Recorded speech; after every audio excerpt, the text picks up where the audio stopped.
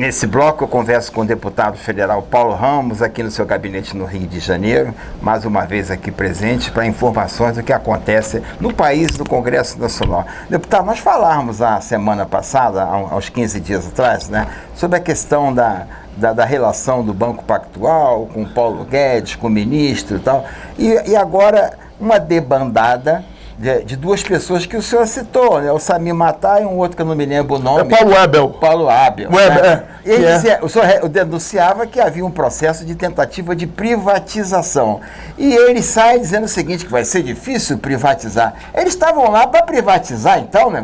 Que negócio é esse, deputado? Ele estava, o Salim Matar principalmente, que o Salim Matar ocupava um órgão no Ministério da Economia, no Super Ministério da Economia, que reuniu Fazenda, Indústria e Comércio, Trabalho. O Ministério da Economia hoje tem uma estrutura que representa quase meio governo.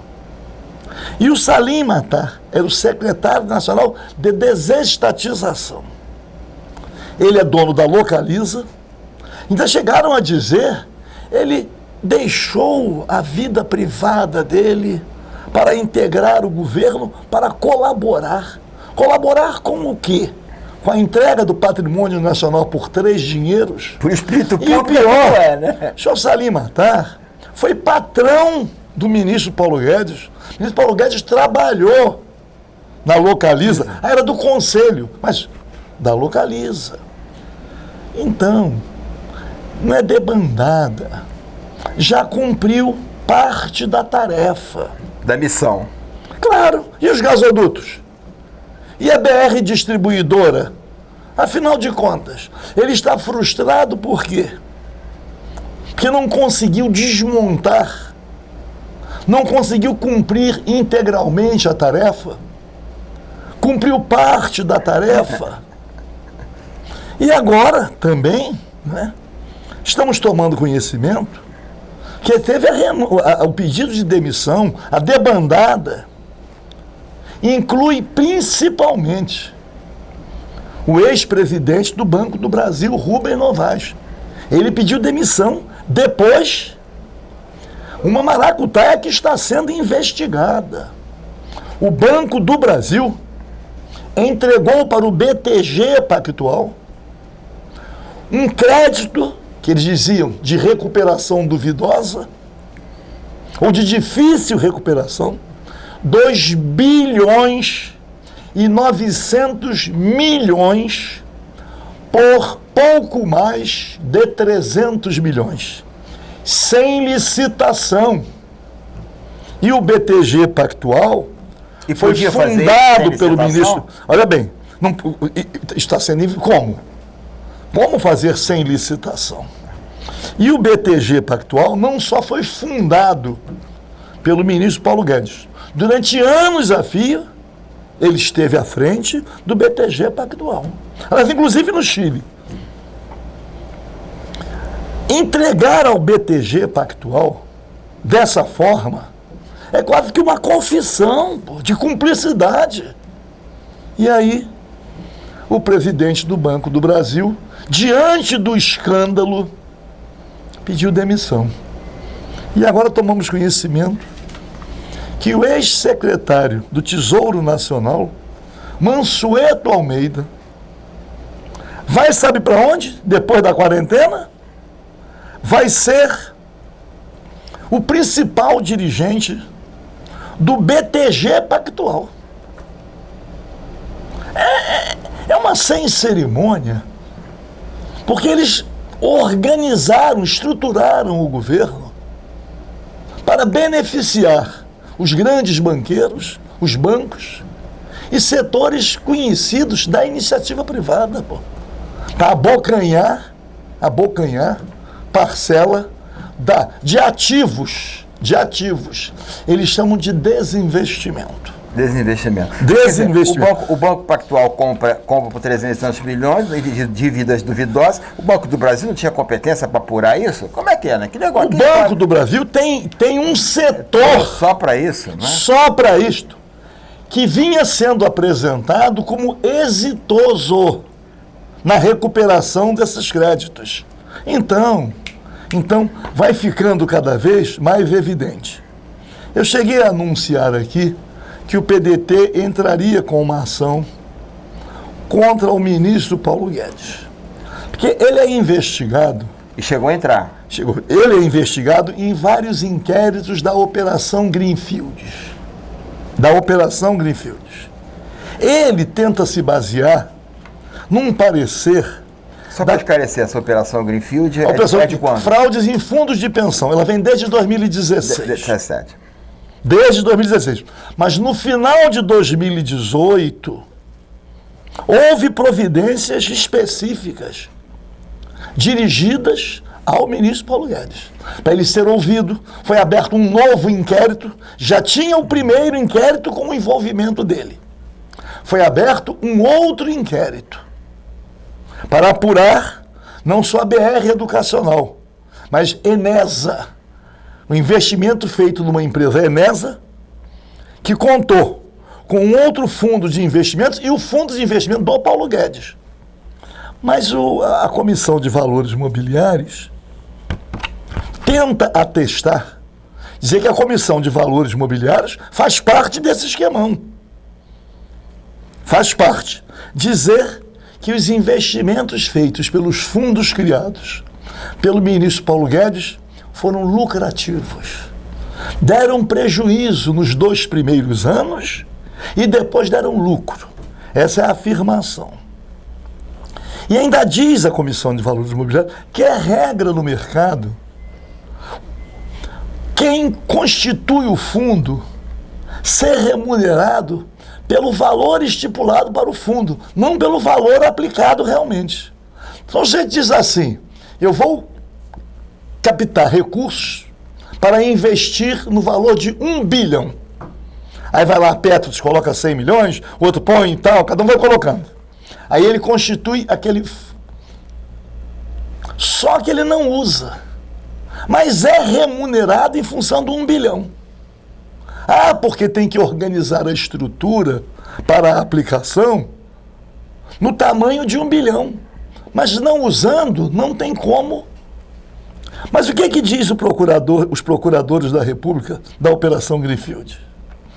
Muitas vezes, o fato de dar lucro não significa que tenha sido legal.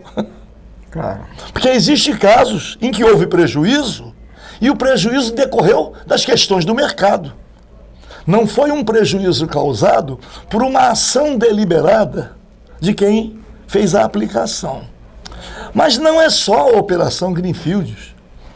A Operação Greenfield, o PDT entrou com a ação, pedindo descumprimento de preceito fundamental. O ministro Marco Aurélio Mello, que foi o relator, ele não tratou do mérito. Que qual é o mérito?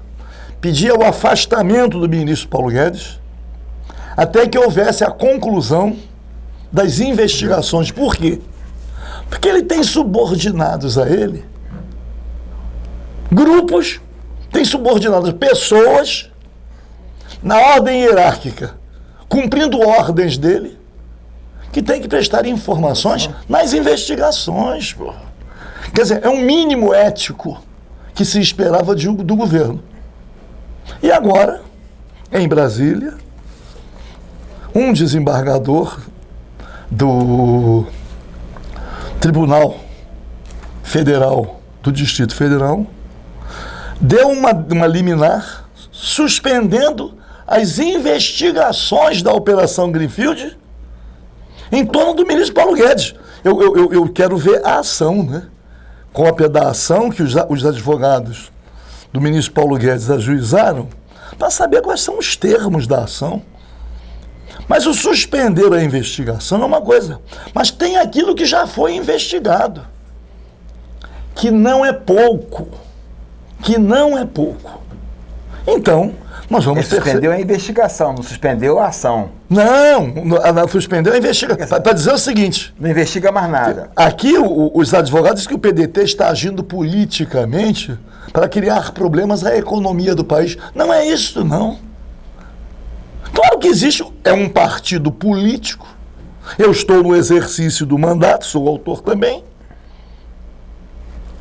Mas a questão A questão é que o ministro Paulo Guedes, como ele está sendo... E não é só na Operação Greenfield.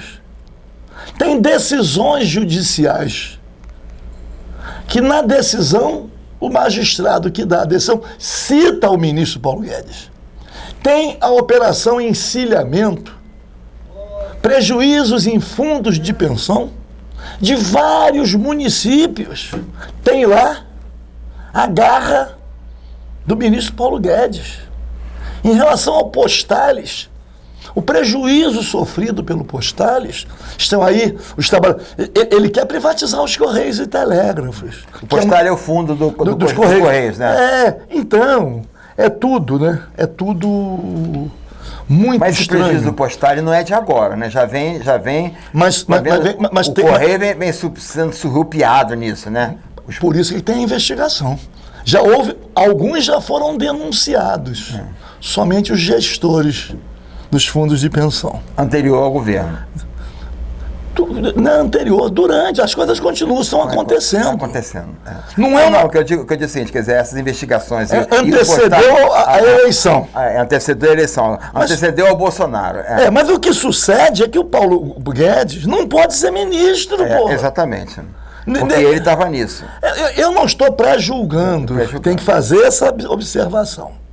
Eu não estou pré-julgando. Mas estava na linha de ação. O que eu estou afirmando, e porque é óbvio, é que se ele é investigado e tem órgãos subordinados a ele que participam da investigação, Receita Federal, a presença dele ali causa suspeição, obstrução da justiça, manipulação das informações. O que eu digo é o seguinte: não é possível. Agora, deputado, quer dizer, a ação é para que ele seja afastado até as investigações, porque quem está sendo investigado e quem tem das informações está subordinado a ele. E nós temos o fato do Banco do Brasil entregar ao BTG Pactual, esse 2 bilhões e 900, por pouco mais de 300 milhões, vamos admitir a licitude da operação, mas fica a suspeição imediata. Pô. Mas por que a suspeição imediata? E por que o Banco Pactual? Não só pelo fato de ter feito sem licitação, mas pelo comprador ter sido sem licitação o BTG Pactual, o banco fundado... Desligou? Pelo ministro Paulo Guedes, pô. Para dizer o seguinte, desculpe. Deixa eu cortar para do meu. Deixa eu fazer só uma observação, porque fica parte da matéria. Não precisa se preocupar, não. Dizer o seguinte, esse é um dos problemas causados pelo avanço tecnológico. Agora, imagina aqui alegremente se estivéssemos fazendo sexo. Como apareceu na câmera. Imagina a interrupção. A sessão. O que causa de prejuízo psicológico. É só uma referência para quem não acompanhou, é na Câmara Municipal do Rio de Janeiro, em sessão plenária virtual, apareceu lá um casal fazendo sexo. Agora, imagina. Na Câmara Municipal, né? Então, ou seja, isso é uma grande sacanagem. Isso aí, nós estamos em época de pandemia, de isolamento social, e o estresse é muito grande. É muito. E nós temos que aproveitar, Sidney Domingos, essas oportunidades, não é isso? Para alguma manifestação respeitosa, mas descontraída. Porque nós estamos perdendo a alegria de viver. Porque a alegria de viver está na convivência. Eu tenho por lado brincar e dizer, viver é conviver. O isolamento está punindo a convivência. Dependendo da idade da pessoa, o prejuízo vai sendo dimensionado da seguinte maneira: quem tem a oportunidade de recuperar a convivência, mas quem tem muita idade, isso é irrecuperável. Irrecuperável, então, tem os prejuízos graves, a saúde, a vida das pessoas, a perda dos empregos, o sofrimento humano causado por tudo isso, não é? Mas tem também as questões da vida de cada um, de conviver, porra. E esse é um prejuízo quase que geral. Lamentavelmente, estamos vendo pessoas desesperadas fazendo festas, fazendo isso. Por quê? resistir ao apelo que a convivência determina é muito difícil, pô. Aqueles que não conseguem resistir e aí promovem aglomerações, vão à praia. Mas o isolamento, sem o isolamento, não seria muito pior? Muito. Essa pandemia, não é? O contágio não seria muito maior? Eu tenho me relacionado, conversado por telefone ou por live com algumas pessoas. E ontem um amigo meu falou, quantas pessoas morrem de outras causas? Eu falo, claro, pô. No ano de 2019, por causas diversas, sem o coronavírus, morreram pouco mais de 1.300.000 pessoas no Brasil.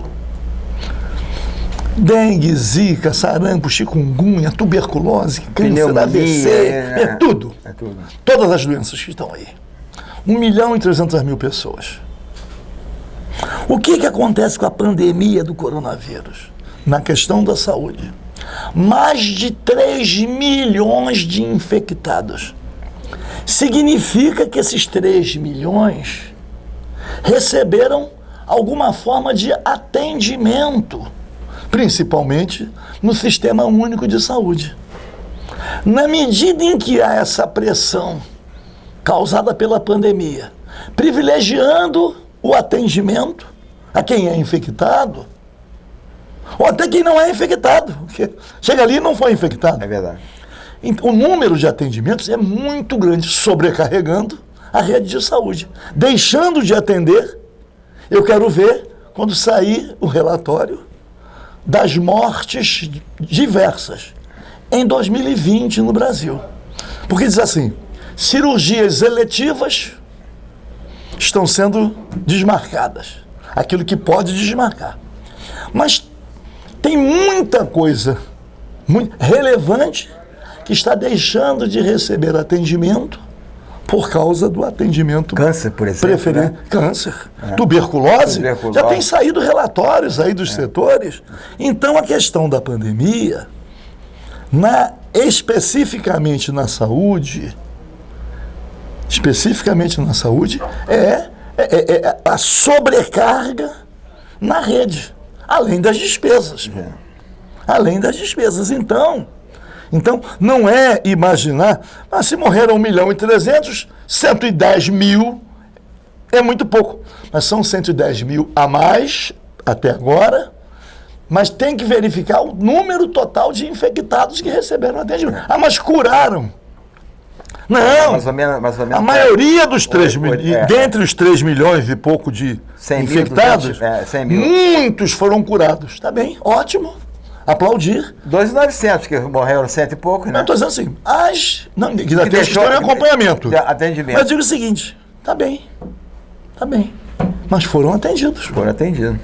Então, o drama, né, dos profissionais de saúde infectados, estão em atividades essenciais, sendo infectados. Policiais, né? Policiais, o pessoal do transporte coletivo e transporte de massa, ferroviário, metroviário, rodoviários. Nós temos aí o pessoal da área da segurança.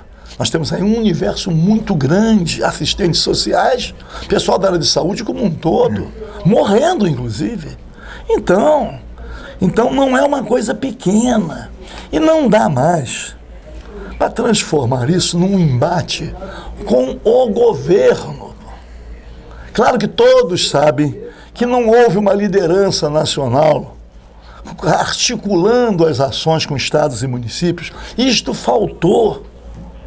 Era uma iniciativa importante e cabia ao presidente da República? Cabia. Deputado, vamos lá. Nós estamos gravando o programa aqui no seu gabinete e todas as segundas-feiras, né, ou é todo dia que o senhor faz uma live através do YouTube? Toda segunda-feira de 10 às 11, café da manhã com Paulo Ramos. São todos convidados a participar. E como é que o pessoal acessa? É só procurar. É só procurar. Tem Paulo Ramos.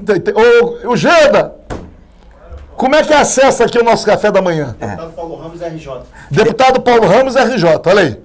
Participem toda segunda-feira de 10 às 11. Deputado Paulo Ramos RJ. Ao vivo. Ao vivo e a cores. Obrigado, deputado. Até a próxima. Assim é. Assim, agora é assim. Ou é assim ou é assim. É assim. Até a próxima. Obrigadão, até a próxima. Vamos lá. Eu conversei com o deputado Paulo Ramos, deputado federal. Daqui a pouco a gente volta. Tem mais destaque na TV.